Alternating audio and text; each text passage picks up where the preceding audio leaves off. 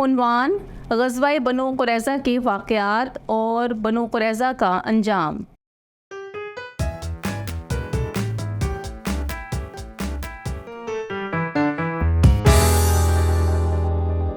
السلام علیکم عزیز طلبہ طالبات، میں آپ سب کو مون لائٹ انٹرنیشنل پبلشر کے ڈیجیٹل تعلیمی پلیٹ فارم پر خوش آمدید کہتی ہوں۔ آج ہم غزوہ بنو قریظہ کے واقعات اور قبیلہ بنو قریظہ کے انجام کے بارے میں پڑھیں گے۔ 23 سقط 5 ہجری کو نبی کریم صلی اللہ علیہ وآلہ وسلم نے 3000 کے لشکر کے ساتھ بنو قریظہ کے قلعے کا محاصرہ کیا۔ اس وقت ان کے سردار سعد بن کعب نے ان کے اپنے کمانڈروں کو 3 تجاویز پیش کی۔ نمبر 1 کہ تم سب مسلمان ہو جاؤ اور اپنی جان، مال اور اہل و عیال کو محفوظ کر لو۔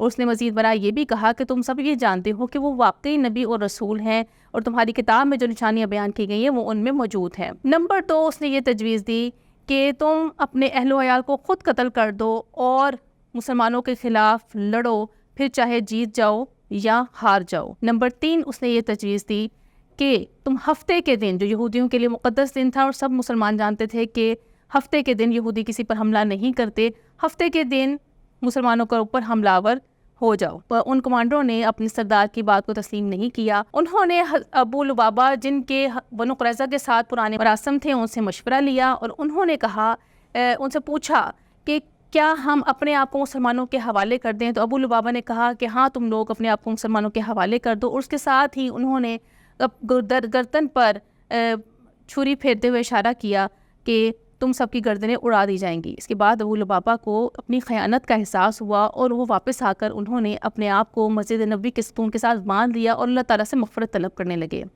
ابو لبابہ 3 دن تک مسجد نبوی کے ستون کے ساتھ بندے رہے اور اللہ تعالیٰ نے ان کو معاف کر دیا اور نبی کریم صلی اللہ علیہ وآلہ وسلم نے ان کو ستون سے کھول دیا۔